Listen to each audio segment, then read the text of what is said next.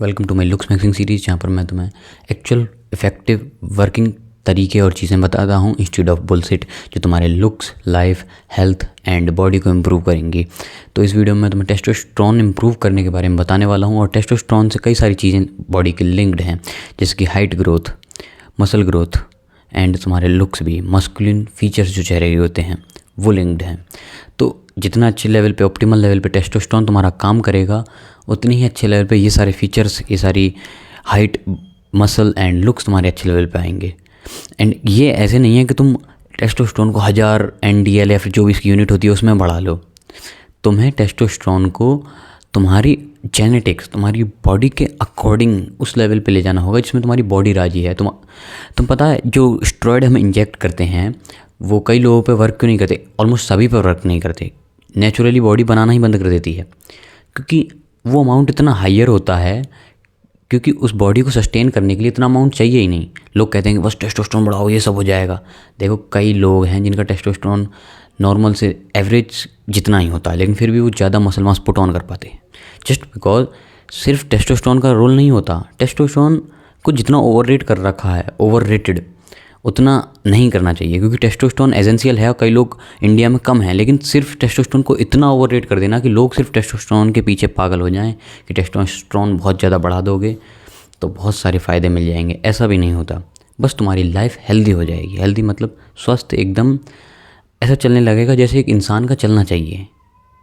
ठीक है, अब बात करते हैं तुम इसे हेल्दी ऑप्टिमल लेवल पे कैसे ले जाओगे। उसके लिए न्यूट्रिशन को अच्छा रखना पड़ेगा, खासकर माइक्रो न्यूट्रिशन। और माइक्रो न्यूट्रिशन में भी विटामिन डी, जिंक, मैग्नीशियम, ये 3 चीज़ें हैं।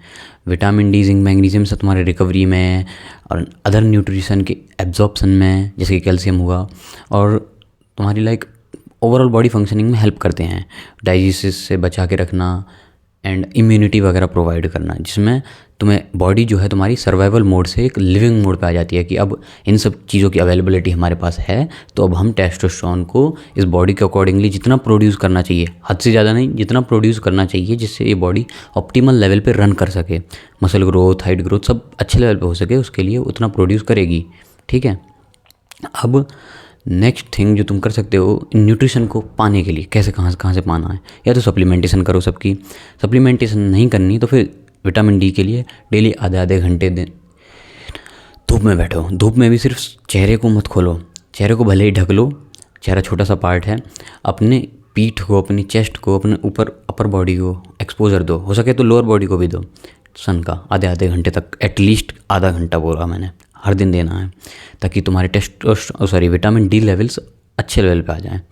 नेक्स्ट, जिंक के लिए तुम एग्स खा सकते हो। जिंक, मैग्नीशियम दोनों के लिए। एग्स में तुम्हारे योग जो होता है, येलो वाला पार्ट, उसमें ये दोनों न्यूट्रिशन मिल जाते हैं, ऑलमोस्ट सारी न्यूट्रिशन मिल जाते हैं वैसे तो। और अदर चीज़ तुम डेयरी वगैरह कंज्यूम कर सकते हो, दूध के जैसी चीज़ें। और पंपकिन सीड्स खा सकते हो। सीड्स का मैं इतना स्ट्रांगली रिकमेंडेशन नहीं करूँगा, क्योंकि मैंने इतने खुद नहीं खाए हैं। मैंने जो ज़्यादा चीज़ें कंज्यूम करी हैं वो एग और डेयरी।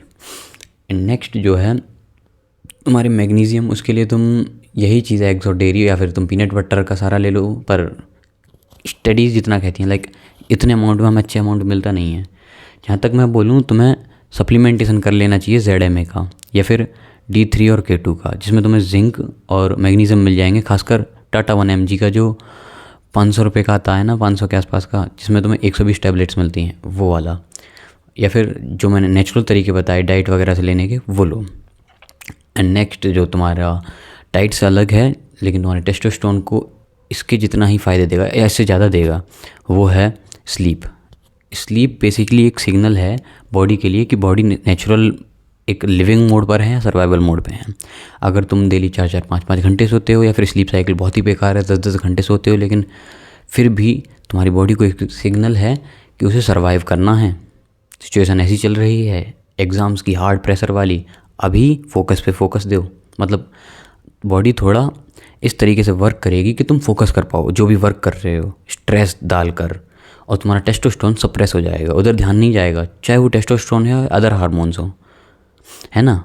लेकिन अगर तुम एक नॉर्मल जो नेचुरल साइकिल है इंसान की, स्लीप साइकिल, डेली 9-10 के आसपास सोना, 6-7 के आसपास उठना, उसमें सोते हो और क्वालिटी वाली स्लीप लेते हो। एक तो ये टाइमिंग फिक्स करके साथ के साथ अपनी स्क्रीनिंग एंड सनलाइट वगैरह लेकर, तो फिर सर्वाइवल से तुम लिविंग मोड पर आओगे।